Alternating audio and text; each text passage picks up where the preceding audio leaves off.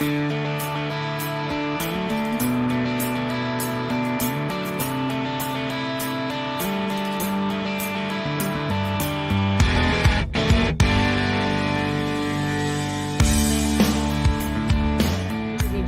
side job as an actor and stand-up comic raises ethical questions. The state's highest court ruled he cannot do both. That left him with a difficult decision: the stage or the bench. He shares his choice with our Terrell Brown.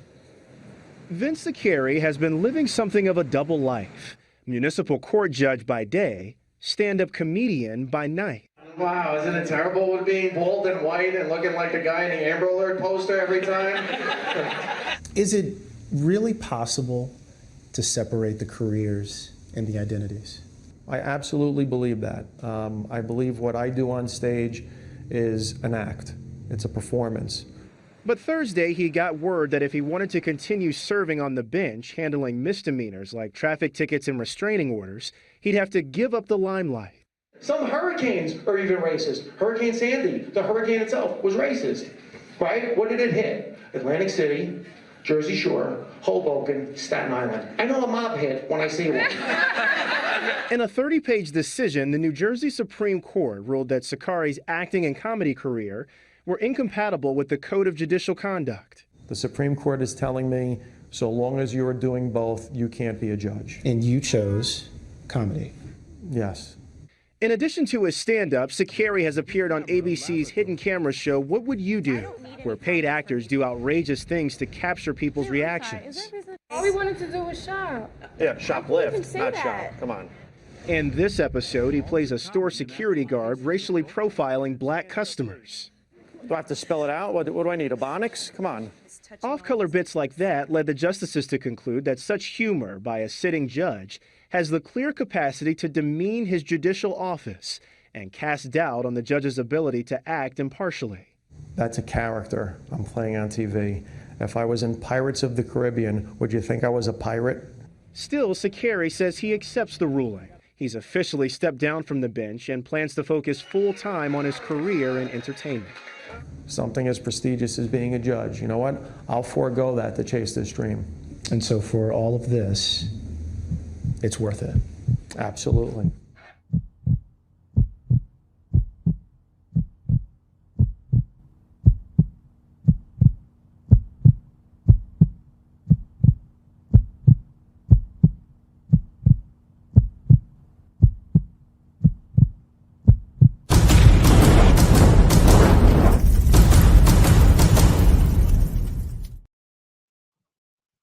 Hey everybody, welcome to another episode of Judge Vinny, and we are live. It is March 10th, 2021, and we're going to jump right into this episode, go full quad box. Let me bring on my entire staff: Jess Miller, Michael Sirachi, Ben Goodfriend.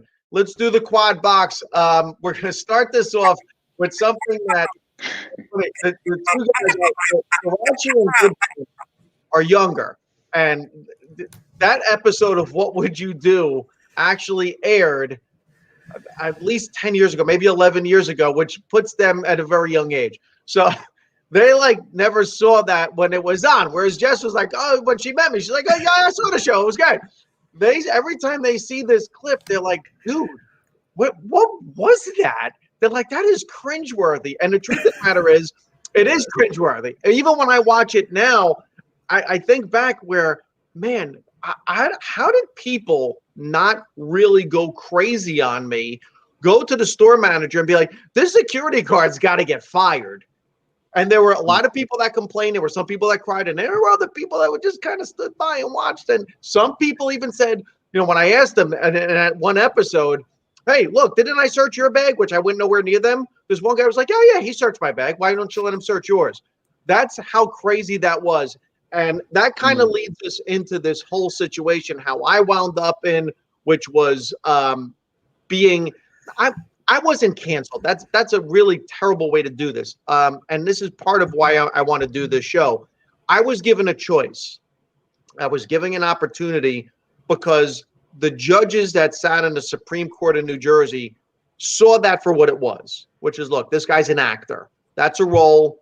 And you know what? We're going to let you choose what you want to be. Do you want to be an actor, comedian, lawyer, or do you want to be a judge? But if you do want to be a judge, you can't say that because there are people going to look at that and be like, nah, that came from. And Ben, what's your line with me? Dude, that came from way too real a place. Yeah, I said, hey, maybe the issue is that you were so good at improvising those lines. It's like, whoa, why could I embody that character with such grace? But I think it's probably because you've got acting chops and probably because you were raised in a society where that is the truth of the society, Exactly. where the people in that store didn't do shit. They just kind of let you go about your day because you had the implicit authority of a security guard. And I'm going to tell you, one of the most influential movies, one of those movies that it's 2 a.m. I come home, I turn on the TV, it's on. I'm up until 4. I have to watch the end of the movie. Is American History X, and part of what drove me in that role, believe it or not, was Ed Norton.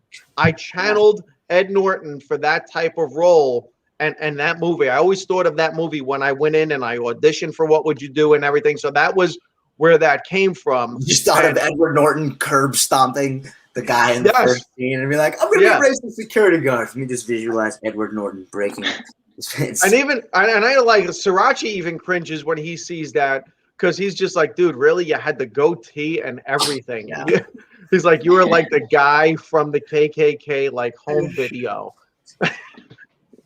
Yeah, I was a little too close. So here's what we want to talk about today. What we want to talk about today, and I already see some people checking in.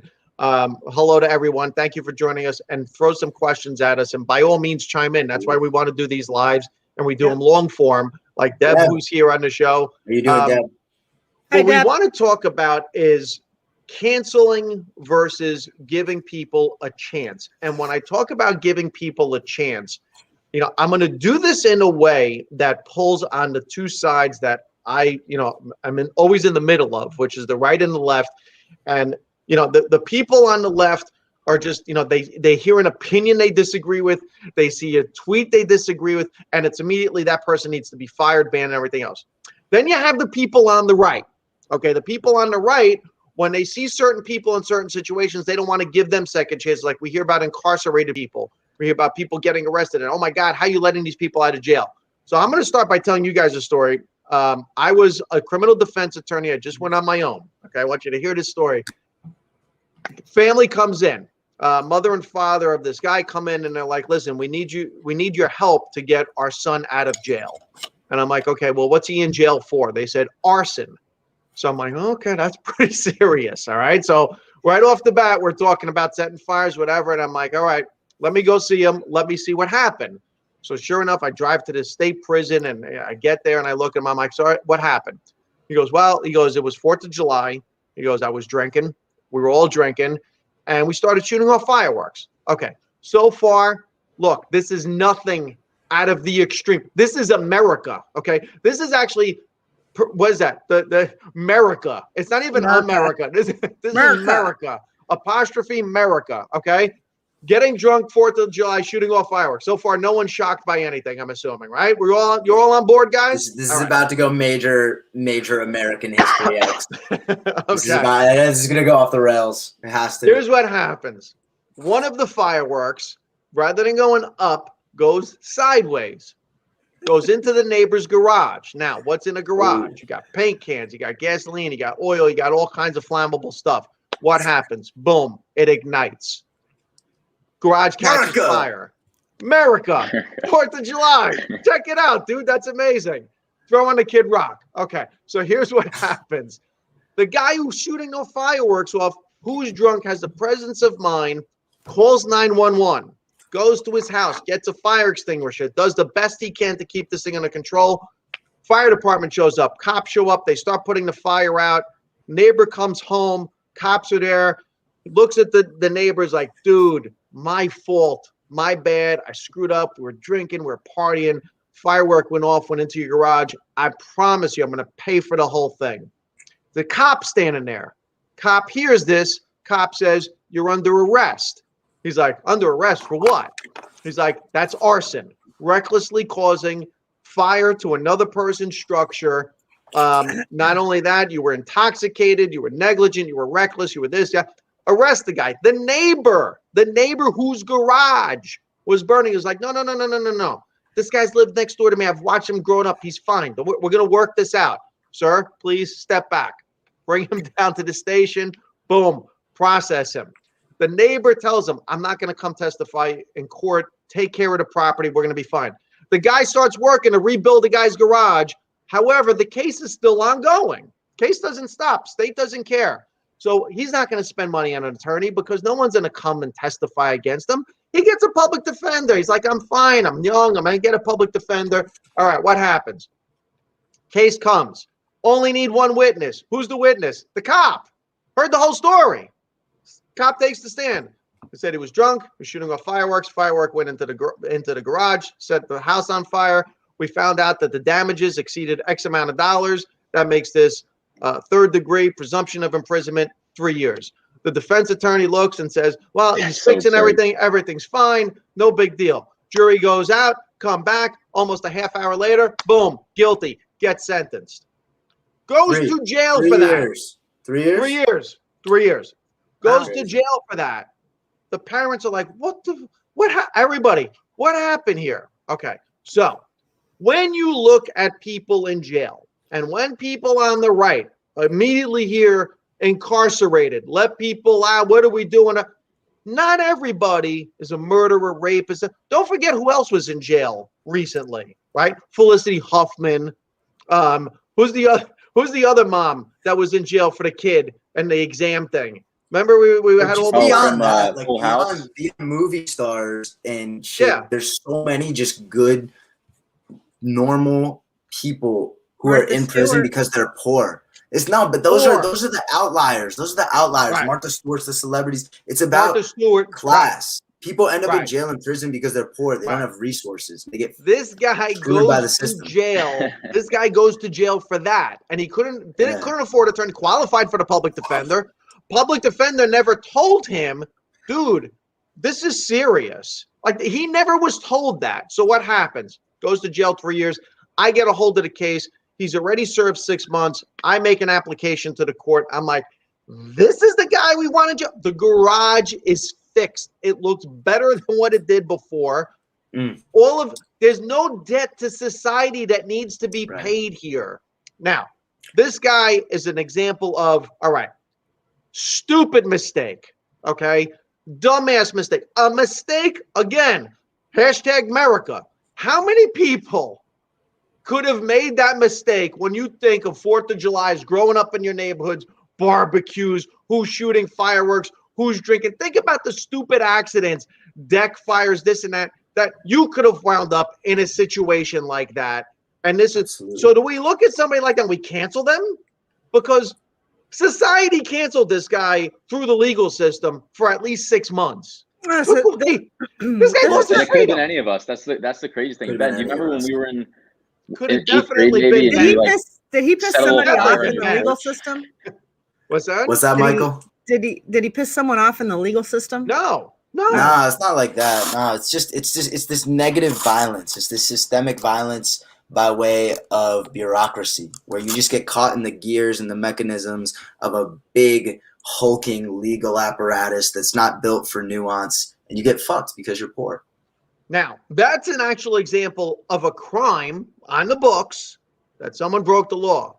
Now we start getting into situations where people are starting to say things based on opinion. And listen, this is not about Dr. Seuss.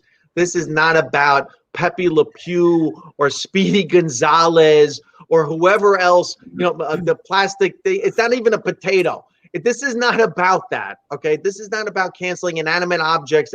No, I'm talking about canceling people versus giving people a chance. So we have people like Joe Scarborough, and the worst example is this guy, Keith Olbermann, who basically saying, if you voted Republican, if you voted for Trump, that's it. Just voted for him.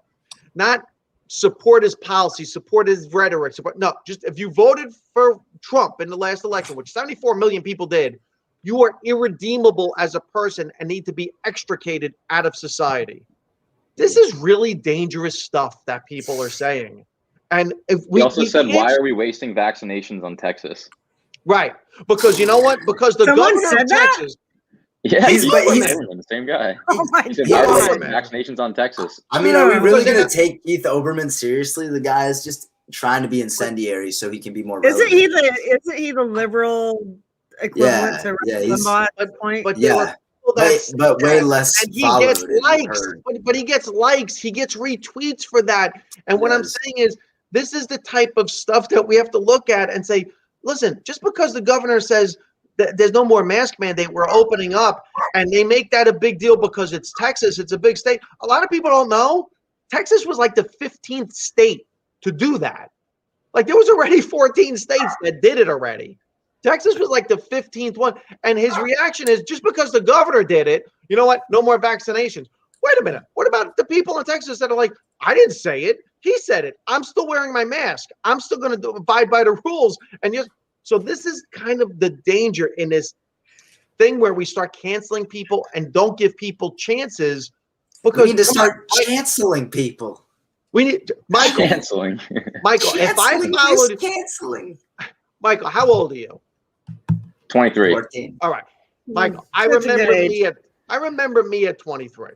If I followed you around all day long with the camera and took a snippet of your worst moment and put it out on the internet and said cancel Michael, how long is it going to take before the hashtag cancel Michael goes absolutely viral? 2 minutes, maybe. The stuff I mutter under my breath is just really bad. Really Michael bad. is angry at the world. I'm an angry person. Michael has I'll be walking down the street, and someone will be slowly walking in front of me, and I'll be like, I wish I could kill this guy. Push him into the He's an incel trapped in a handsome person's body. And that's his dad. That's when his dad is walking in front of him. That's when he's at the food store with dad. He's thinking that. This isn't even like, stranger people. I get mad at the slightest inconveniences. Yeah. Jess, So entitled. Jess, he's like Larry David with bad hips. Jess, you're my age. Come on. Look back to your teen years in the 80s. All right, come on. I'm not your age. I'm not your age. You're a liar. 40. You're a liar. You're my age. You know you're my age. Think back 40,000. My forehead itches. Think back to the 80s. Think back to our childhood. Can you imagine if you were judged by something you did in high school or college, or even when you were enlisted? Think about you in the military. Think of all the Arab people you killed. Wow, Ben, that's fucked up. Jesus. Like, you just got canceled. I got canceled. I would have been canceled for being gay in the 90s. In the early I was canceled for being gay. Don't ask, don't tell. Don't ask, don't tell. Not to mention how many people she killed with friendly fire. Listen, Jess did not. Don't fuck with me is all I'm saying. I would come to LA then. I don't give a shit. I know. I'm terrified. She had more kills in boot camp than anyone else. Jesus can't save you. I was a point person in our field training exercises. And I remember when we were doing this in the field training exercises, like you have that point person at the top that has to go like, oh, where's everything, looks for everything. Right. And our drill sergeants came out and started shooting at me with their blanks, and I just unleashed on them. And they were like, Miller, stop! And I couldn't stop. I was like, you're gonna kill me! It was really funny. That was before they knew I was gay. Oh. Ben, and that's how they found out you were gay. Did you try to kill them? I jerked one of them off, Ben. That's what happened. Ben is one of the most. Tell me you're gay and you jerked this guy off. Sorry, that's when she found out she was gay. That's when I found out I was gay. I was like, "What is this thing?" You're like, it's like a worm. Really, this is what. This is the show, Judge Vinny, that we've already gone here. We're only for 20 minutes in, and this is where we are. Sorry, Judge. But Ben, semi-automatic masturbation. Ben, listen, you're Michael's age, all right? You're in this same realm of people now that are being held to this crazy standard. It's a crazy standard. I'm going to ask you this question. Knowing the type of person, can you live up to this standard your whole life? that's being said out there. Absolutely not. Absolutely not. It's an impossible standard to live up to, and that's the problem with this whole thing, is that if we all were disclosed in the way that some of us are, we would all be canceled under the current paradigm and cultural imagination. So we need to move from canceling to forgiving, because you got to see the reflection of yourself in other people's actions instead of using those actions to condemn them. Dude, we would be canceled for our Google searches. Okay. We would be canceled for our Pinterest board. Everything. Everything. Yes. Listen, think about the porn that people watch. Think about how messed up some of the porn that people watch. Think of how many much investment porn bankers Ben watches. Don't think about other people. Porn. Just think about Ben watching porn. Yeah, the monitor over here right now. You know, I mean, let me give you an example of why, when people learn from a lesson, why it's better to give someone that opportunity as opposed to canceling them. So I belong to this gym, and me and Ben just talked about this on an Instagram Live. So I used to work out at this gym in Elmwood Park, New Jersey, and one summer, it was a really brutal summer, air conditioning broke, and there was this one guy in there that I used to always talk to. We just became friends, and we were the only two guys that really talked to each other because it just was the way it was. And he used to work out like this, full sleeve, sweatshirt, sweatpants. It didn't matter how hot it was in the gym. There's one day it's really brutal. It's like 110 degrees. And I look at him, I'm like, dude, how are you wearing that sweatshirt in here? What you got to take it off. And he's like, nah, I really can't. I have some ink that, you know, I'm getting graphed and I'm still working on. And so I'm like, how bad can it be? And he looked at me, he's like, you know what, Vinny? He goes, I feel like you're the type of guy that I could share this with or whatever. He's like, but when I was a kid, I grew up down south, and my parents went through a horrific divorce, only child, and they were so busy fighting with each other, they never spent time on me. And basically, I was raised by the neighborhood. And the neighborhood where I grew up, we had a lot of skinheads, we had a lot of Hitler Youth, whatever, and it became a home. It became the only safe place I could go other than my house to not have to listen to people yelling and screaming. And look, as a criminal defense attorney, I can tell you most people that wind up in gangs, and I don't care what color skin, the reason they wind up in gangs is because it gives them a sense of security and safety that they otherwise don't have at home, by the way, or from police or anywhere else. Fraternities that Michael and I were in college, it's basically the same thing. It's basically the same thing, except you don't get policed. You don't get policed because you're a college student. Back to you, Vin. How is a fraternity the same thing as a gang? Think about it, man. Money. You break the law all the time. It's money. You do horrible things in a group. It's about community. It's about friendship. It's the same thing as a gang, but there's a different racial complexion usually. And you have money. One has and money. You're one in the does context not. of a university, so you don't get policed. But imagine if the same police force was deployed on fraternities as is deployed on gangs. How many kids at Wake Forest would be arrested, Mike? Yeah, a lot, for sure.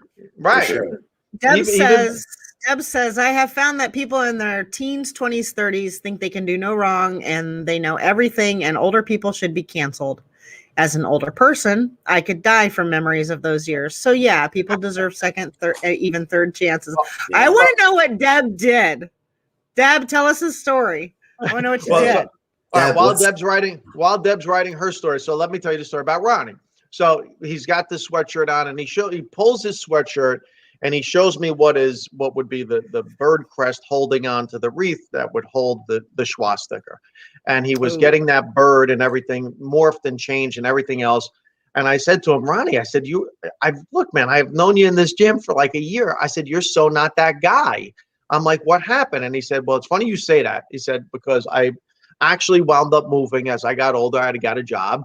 And I got relocated with my job. He goes, and again, always staying covered and everything. He goes, and I met this girl when I moved up here, and she got to know me. He goes, the same thing. I always stayed covered up, and the closer I got to her, the more she got to know me, the more she started, breaking through my walls. And she said, look, are we ever going to get physical? And he's like, I can't. I have some stuff here that, I'm working through, and I've been working through it in my later years, and I'm embarrassed about. And the more I get to know you, the more I'm starting to realize, maybe I'm not that person I thought I was. And she said, well, what is it? And she saw it, and she looked at him and she said, you're not that guy. I know you're not that guy, because I've gotten to know the real you, not whoever that was raised in that community or whatever else. And sure enough, they started going to therapy together to help him work through his childhood problems. And Wow. he started getting a lot of the ink graft. He had it morphed. He had it covered over. And he said, Vin, he said, the thing that broke me away and really washed away all of the thoughts. He goes, because even, growing up, he goes, I would still have those thoughts and this and that. He goes, the thing that cleansed me was the love of this woman. And love is all we need. It got me right. And it got him to a point where not only did he change as a person, he actually started going to prisons. He actually started going to groups and talking to gang members. As somebody who understood that life, as someone who understood what it was to grow up. So now he's not getting something from like a priest or a teacher or someone who's just pontificating based on a book they've read. These kids are now looking at someone who actually is like, hey, look, I was arrested. I went through all the things you did. I was part of that culture, and I'm going to straighten you out. This is the American History X guy who didn't, thankfully wind up in a place where he wound up killing somebody or anything like that. Just did stupid, goofy crap, the initiation stuff, whatever. But this, again, if you don't give this person a chance to change, if this person doesn't know love and we immediately shun him from society and don't let him get a job and don't let him meet somebody and don't let him have that opportunity, now he can't help other people. And listen, is that to say that no one should be canceled? No, listen, there are some people, let's be honest. Trump. I mean, yeah, come on with that. There was, no, listen, this is a Really, guy, Ben? look, let me tell you something about Trump. He stood and said, I could shoot somebody in Times Square and you people keep voting for me. And they did. He's not to blame for the fact that, Hollywood created him. He was created by Hollywood. The same He's a Hollywood that response tried to to cancel cancel him culture. after. Trump Exactly. is a response to cancel culture. He's right. He came about because of the need for him, not because anybody wanted this. There was a need created for him. So, to say cancel Yeah, Trump, but Vince, again, Donald Trump never removed his tattoo. well, to a certain degree, maybe he didn't. You're right. To a certain degree, maybe he didn't. But then again, you know what? Have any of these people removed their tattoo? No. The Have any of public, these the people? public people don't remove their tattoo. It's the people No. like your friend who Right. we don't hear about. They're Right. the people. That's the tragedy of this whole thing, is that the violence and the loss is happening at the micro interpersonal level, but the impetus of the problem is happening at the macro. I mean, come on, digital level. all three of you, you have to know somebody that you look at and say, you know what, this is a person that honestly changed their life in a way I never thought they would, have really become a really productive person, that if we didn't give them that chance, if we would have canceled this person back when they were younger and looked at that person, come on, man, look at what they've turned into now. And I think what we're saying also is not that we should do away with accountability, but no. The end goal should always be reconciliation. That's what I said last That's week. what we've lost sight of. We lost sight of the fact that the end goal should always be reconciliation. I mean, That's what I Mike, said last week, though. It's Sriracha, really, to me, it's we about fought, accountability. Right? We've had I mean, fights. Sriracha, aren't you working in the courts now? Aren't you working in a PD's office? Yeah, public defense, but it's all virtual, so I haven't been able to go into the courts. All right, but when you are you meeting with any of the defendants or no? Yeah, one. Okay, so the one defendant that and we don't have to get into the specifics and name names or anything, but when you met this person, what was your immediate reaction? Ah, man, lost cause, or was it no? Okay, no, it's circumstantial, I think, right? Like, you talk about someone who grew up in a certain neighborhood that led him in a certain way. And he just happened to be, the skinheads are essentially a gang, right? He happened to join the skinheads, and someone in the inner city will join a different gang, and me and Ben join fraternities. And it's just, you're around people and you do certain things. And then on the other end, people are deciding what's right and wrong and then canceling you. But we have to be empathetic and put ourselves in each other's shoes and be like, if I grew up in a neighborhood with a bunch of skinheads and my parents were screaming all the time, I would be hanging out with those skinheads, absorbing their beliefs and believing them. Like, I genuinely hate to admit it, but I believe that I would probably be in the same situation as that guy if I grew up in this situation. And I think that's part of the tribal danger that we're facing right now is this need of fitting into groups and cliques. And whereas, you know, when we're this bigger one broad band of people, which is people, you know what I'm saying? You fit in more places and there's more range to that. I mean, Jess, look, you grew up in a very different situation with regards to, you know, being gay. Well, no, I didn't grow up as gay. At 16, I wanted to become a missionary because I was in the church. Well, I grew up 15 minutes away from the headquarters of the KKK. That's why when I say I went into the army and came out as gay, I got very lucky. Okay. Yeah. But I mean, so I could have been any of those people. Right. So we would have canceled you. I would have been, but so we would have canceled you at 16. Not in a missionary sense, but yeah, absolutely. Right. I mean, look at yourself at 16. Okay. If your 25-year-old self looked at you at 16, what would that 25-year-old version say? I think you need more time. I think you need more time. I think you need to be like in your 40s before you start looking at yourself and going, "Wow." Right, but even the 25-year-old judgmental version, right, would have been like, "Wow, who is that kid?" And then what would your 35-year-old self say about your 25-year-old self? You know what I'm saying? Just learning. Yeah, and this is a never-ending process, man. That's why I say, you know, we have to be careful with this whole thing with opinions and tweets and mistakes and you know, I just think more love. Yeah, I really do. I think we have to be a little bit more compassionate than immediately cancel and this and that. And so listen, I want to open up the floor. I know that we have a couple people. Tracy Dawn checked in, Deb checked in. If you have questions, if you have comments, throw them at us. Because this is a good chance to, you know, open up the floor. Absolutely. I mean, I think of myself as a judge. When I sat on a bench and I remember giving a young girl an opportunity on a drug charge, I said, I am not turning a girl with a drug problem into a criminal. And I bent over backwards. I probably broke rules as a judge to give her an opportunity to prove me right, that she was better than that. And she did. She proved me right, and she wound up getting a job. She wound up cleaning herself up. Then I'll be honest, I had another kid. Now here's another example. I had a kid who was arrested and charged with a series of thefts. And when I was reading him his sentence, I saw that the kid just was blank stare, whatever. And I said, "Who's your family member you're here with?" And the person was in the back, and it was an aunt. And I looked, and I said something I shouldn't have said as a judge. I'm like, this is having no effect on this kid. He's unfazed by this. I'm like, this kid's going to screw up again. And I'm like, so you better watch him because he's going to screw up again. I'm looking at him, and as sure as I'm looking at this kid, I could see he's going to screw up again. This is having no effect. Now, he could have reported me, whatever. So sure enough, I go to court 2 weeks later. I'm sitting there. My court administrator hands me the newspaper, and I'm flipping through the paper. And I look at the name, and I go, you got to be kidding me. So the same kid that I warned the family member, within 2 weeks, goes to a bank, robs a bank, takes the money, and goes try to use the money to bail a friend out of jail, and doesn't launder the money. He literally takes the money from the bank robbery straight to the jail. And the jail's got pictures of him and everything from the bank robbery, and they were just like, is this kid kidding me? So they're like, yeah, no, come in. You got to fill out some papers. And they check the bank, and they're like, are these the bills that were marked? Yeah, no, you got the kid. Is this a picture of him? Yeah. And they arrest him right on the spot.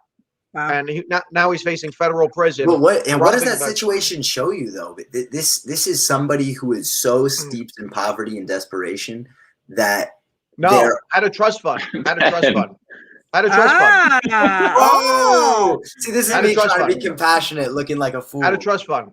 No, this was a kid. That's wild. That's wild. This was a kid that I looked at, and I'm like, there's something not right here. And this kid needs help to get right. This was a kid who had opportunity, but he still needed help to get right. And I could see, and the thing that tipped me off to this kid was what I was saying to him had no effect, wasn't registering.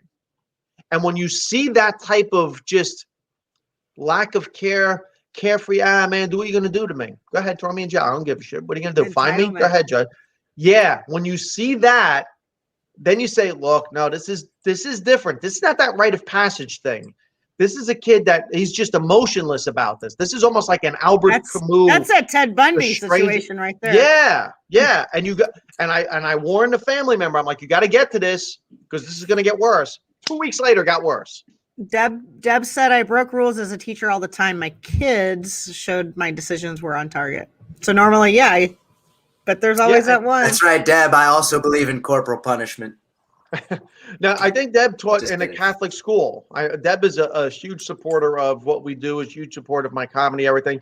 I think she taught at a Catholic school. Now, Catholic school rules, again, very different than public school rules. Very different. You get away with a lot more, so you could do a lot more things in the Catholic school than in the public school. It's true.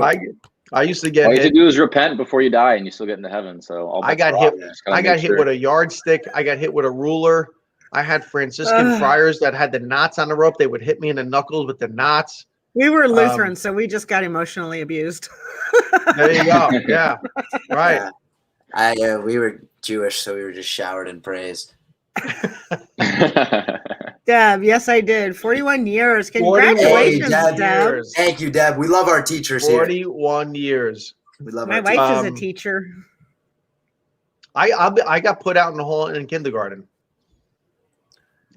No corporal punishment. Oh, corporal, but hey. When was the first time, Sriracha, did you get in trouble in school or no? I got in trouble once in school in 7th grade math class because me and Ben were fighting and he called me Sriracha hole. That's what he said. Hilarious. He said, yeah, you know what, Sriracha hole? And then I started laughing, and then the teacher sent me to the principal's office, and I got a citation. Yeah. You got in trouble for laughing? Yes. What school? What was this? A penitentiary? What school was this? We went to Michael and I went to an all boys school that was pretty strict and traditional. Uniforms or no? Coat and tie every day. Every day, coat and tie. I would stain my khakis. Every day. We got showered and praised in the shower. Tracy, oh, okay. Tracy's working in criminal for almost 30 years. I saw Tracy, a lot of cases. What do you do specifically? And then she laughed. And then Tracy, throw at us what your experience is. Deb, kindergarten. What did you do, Vince? All right, so here was in trouble in school, Vince. Yeah, I did a lot. So there was we were in kindergarten and we were looking at this picture book, and I would get very bored in school. So I was reading ahead of everyone else. So like it was like slow down, and the teacher called on me, and I was like 4 pages ahead, and the teacher's like, "You're ahead." I'm like, "Well, why is everyone reading so slow?" this is kindergarten. Yeah, awesome. I was like the Evelyn Wood in kindergarten, and she was just like, "What?" I'm like, "Well, maybe if everyone read faster, you'd all be on my page." And she's like, "Wow." Yeah. And then from that point on, I got put out in the hall, and Sister Purina, I think was his Sister Rose, one of the nuns, saw me in the hall, and she's like, "Do you know what you did that was bad?" And I was like, "Yeah." I'm like, I should have kept my mouth shut. And she's like, "No, that's not it." And then I became complete introvert after that. So rather than that's so funny. And I was like, "All right, fine. I'm not raising my hand anymore." And then I remember 2nd grade, my teacher said, "Your parents need to come in for report cards." I'm like, "Nah, I'm not doing that." And they're like, "What do you mean? Your parents have to come in." I'm like, "No, you want my parents to come here? You better subpoena them, because I'm not going to do that. I don't tell my parents to come meet teachers." And I used to forge my report card. So she's like, "Well, your parents need to come." So I'm like, "Mom, Dad, you got to go see the teacher." And they came in, and I had A's and everything except for class participation. I had like a U, unsatisfactory. And and the teacher was like, "Your son knows all the answers. He gets all the answers right, but he never participates in class. He doesn't raise his hand. I have to call on him. And then when I call on him, he knows the answer. Just tell him to raise his hand." And my father looked at me and goes, "You're going to raise your hand from now on?" I'm like, "I'll raise my hand from now on." He's like, "All right, what else?" Oh my God. Yeah, I was in 2nd grade. My parents got divorced. Yeah. My dad took us to see, I think, Superman or Star Wars at the drive-in movie theaters. Classic divorced dad move. Right? He fed us as much candy as we wanted. And the next day I went to class and shit my pants. And I was probably Wow. extroverted, and then I no longer wanted to talk to people after that. It was very embarrassing. Yeah, I was. Did you have a bad nickname after that? Like, I moved. Cancer I Jess moved or from something? Tennessee to Oregon after that. I was like, I can't be in this school. So here's Tracy Dawn. So Tracy works with expungements and something called PTI, which is pretrial intervention. So a pretrial intervention is if you have no criminal history, you can go into a diversionary program. And if you complete the program, your charges get dismissed, which is basically exactly what we're talking about here. We A need more second PTI. chance. I think It that makes gives- sense, though. Yes, makes it's sense. a second chance. And what the expungements, for people that don't know what expungement is, if you have a criminal history, you file an application with the court to wipe out your criminal history so that when you do apply for a job, if they ask you a question, do you have any criminal history, you could say no. Now, what they did in New Jersey 2 years ago, they changed the law so that if you're charged, here's the interesting. So before this law came out in I think it was January 2018 or 2019, before then, if you were charged with the crime and the charge was dismissed, it would still show up as an arrest on your record that you would have to explain. And the reason why everybody wanted to get all these expungements was because if you went, for example, for me, if I went to get my law license and I went before an ethics committee to be like, you have this charge from back when, what happened? They'd be like, no, it got dismissed, they're all taken care of. There was this notion of people looking and be like, yeah, right, what happened? So even when a charge is dismissed, there was this feeling that you still did the thing you were accused of, even though it was dismissed. So now what they did, finally, the state of New Jersey said, listen, we're not going to make lawyers rich on this. We're not going to make you file paperwork, automatic expungements, which should have been the case from day one. Need that across the board. Ben, that should have been the case at day one. Absolutely. Yeah. But why would they just do goes that to with show that for-profit prisons? The system was designed not necessarily to enact justice or to it's to make bridge money towards reconciliation. It's about commercial interest. It's about keeping certain people down and propping other people up. Slavery. Yeah. I'm glad Tracy chimed in because that was important. Yeah. What was that, Vince? I'm glad Tracy mentioned that because just those two things, pretrial intervention and expungements, that couldn't be the most, they could be no more better example, Tracy, than what we're talking about right now with regards to chances versus canceling. And you're right, it helped she helped pro se applicants. So if someone didn't have a lawyer, you would go see somebody like Tracy and she would help you fill out the paperwork because sometimes the paperwork was so complicated that you would have to file it 2, 3, 4 times. So you know what? This is why we want people to chime in because Tracy, you just hit on something that I should have talked about as a lawyer and a judge, how important it is. Talk about second chances means couldn't be a better example. Thank you, Tracy. Well done. I think it's apt that we're talking about schools as well, right? And all of our schools experiences. Because as a schoolboy, I was crazy and I was in the super type A, constricting environment. And I acted out. I got tagged the bad kid. And I ultimately left the school because my self-esteem was low. I wasn't performing well. I was the class clown. People thought I was funny, but I didn't feel good about myself. And because my parents were able to, they moved me, ironically, as a Jewish kid, to a Catholic school. And that was the moment in my life. That was the fulcrum. That was the pivotal time because I moved towards reconciliation in that moment on a personal level. And it allowed me to blossom, and that's what we need, not just in schools, but in prisons, because it's the same messaging with just different consequences. So what's Ben saying? Jesus saves. Jesus saves, baby. Jesus saves. Now I'm saying Jesus, my favorite black communist Jew. Jesus saves.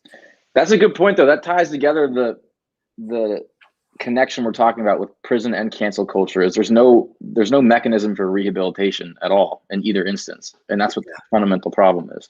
But here's the thing, okay? When you look at the prison system, at least we're taking steps like with Tracy, with pretrial intervention, with expungements. You have attorneys like me that get people out of jail that shouldn't be in jail. At least there's a process to go through. Here's the thing with cancel culture. Where's the process?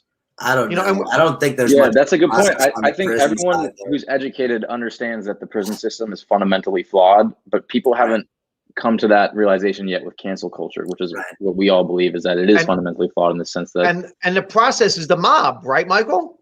That's the process. You have to convert the mob. Holy shit! Could it be a bigger hurdle? It'd be one thing if there was one person in charge, but you're literally dealing with a mob.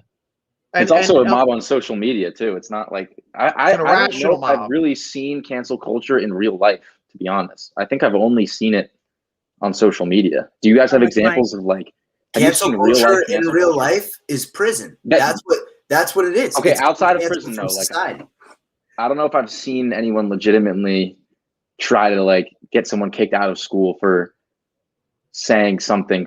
I mean, there's something that you could get canceled for online. I think we sort of saw it with Al Franken. My former boss. I was a Franken intern. I think we kind of saw it with Al Franken because there was a situation where, Kristen Gillibrand went after Al hard. And because she wanted to be president. Yeah, and I think her motivations weren't sincere to I think she regrets that now. Yeah, I really do. Yeah, I don't think it was sincere to the cause. I think it was sincere to her own cause. I don't think she was fighting to remove Al. And that was the thing, because it was like, whoa, hold on a second. Okay. First of all, context. Second of all, let's talk to the person that was involved. Let's see what the actual harm was. And if anybody would address a wrong, it would have been Al Franken. I mean, how did they even get the picture? Oh God, it was nonetheless from a USO tour, I believe, wasn't it? I think it was a USO tour. It was on a USO tour. So here's a guy on a USO tour, okay, making troops laugh, and they take this goofy picture, and sure enough, it turns into this thing. And listen, I'm not. We gotta put the context around this. Describe the picture. At the same time that this is unfolding, there's a special election in Alabama, and Roy Moore is getting criticized for doing truly heinous things. Doug Jones, a Democrat, ends up winning in Texas, and the Democrats can't be seen as having this moral double standard, which is why we know that Al Franken was a hit job, because the timing was perfect. It was a hit job. Al Franken, wait. Al Franken decided to resign. He was I think if he had been like, you think it was that much pressure? You don't think Cuomo's under as much pressure? Yeah. It was you don't think Democratic Cuomo is under as much pressure to resign?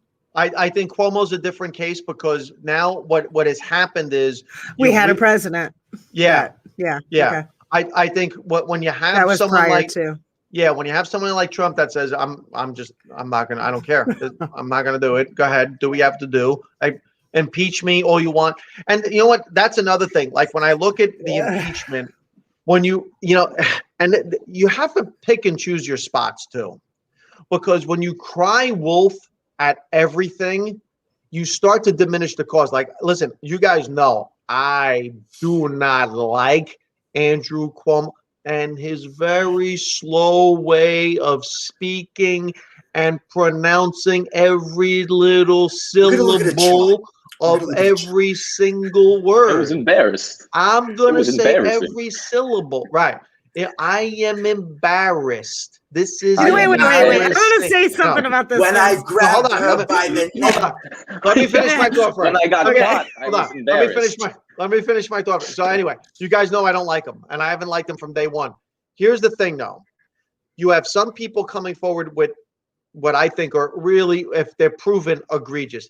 Then you have other people that I'm not trying to diminish your reaction to it in light of what everything's up.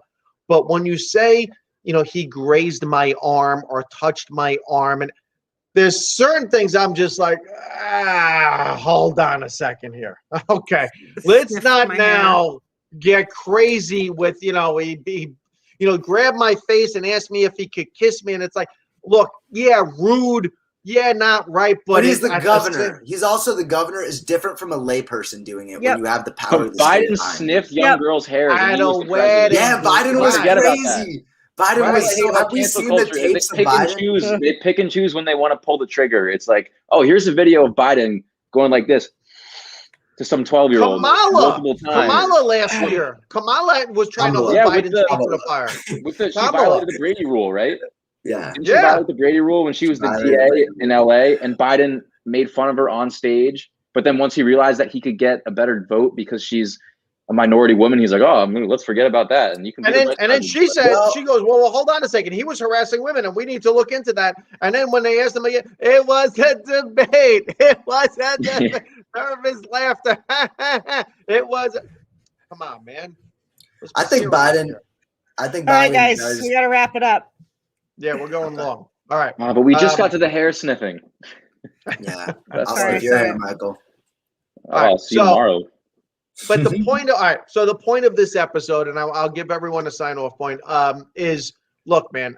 I understand there are certain people that you look at and like, look, this person needs to be reformed. This person needs to address issues. Absolutely. We're not saying there shouldn't be repercussions for actions. There absolutely should be repercussions for actions. But here's the thing: you should be allowed to have those repercussions. You should be allowed to show that you can do penance and be reformed, because it's the people that are reformed that can show everyone else, look, we can all reform. But to give somebody a chance as opposed to cancel, when you give that chance, you're creating an opportunity for something bigger and better. When you cancel somebody and shun somebody, basically you're saying you don't belong with us. You're creating this utopian standard that eventually no one's going to be left in a utopia. It's all going to be empty. Michael, your final thoughts on this?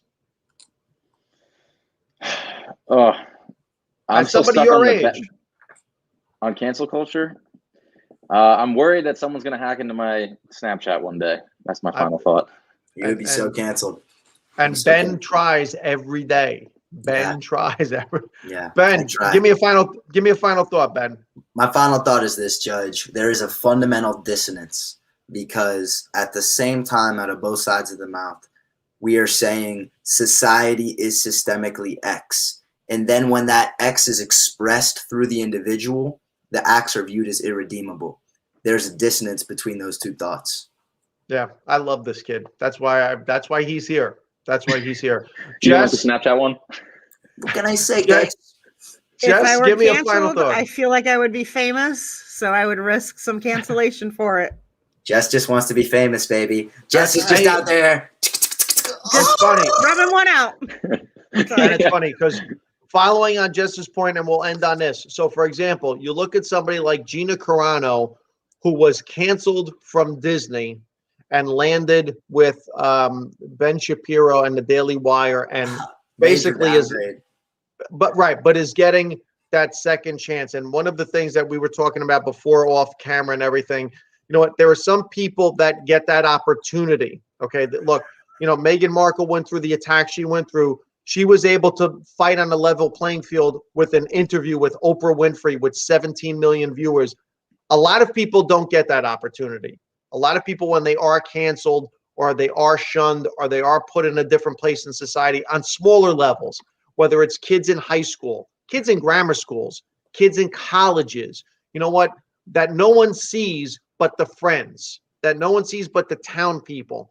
That is when it gets really dangerous, because these are the people that unfortunately I wind up seeing when I do my work in hospitals, when you wind up seeing suicide statistics and all things like that. So you know what? You don't know what someone's struggle is. Before you shun them out of society, give them an opportunity to make their life better. And you know what? Give them an opportunity to shine and show you that they are redeemable and can make a change, and they can teach that change to somebody else. Guys, thank you so much for joining us. Thank you to my crew, Jess Miller, producer, director extraordinaire, Michael Sirachi down in Maryland, and Ben Goodfriend, who always makes the show sound a little bit smarter. He's got that great degree. The kid's, he's got looks, he's got charm, he's got education, he's got it all. He's the total package. Ben Goodfriend. Everyone, I am Vince August, Judge Vinny. Like, subscribe, share, send us your thoughts, send us topics, send us all kinds of information. We thank you so much for joining us. Thank you, everybody. Jess, take us out of here.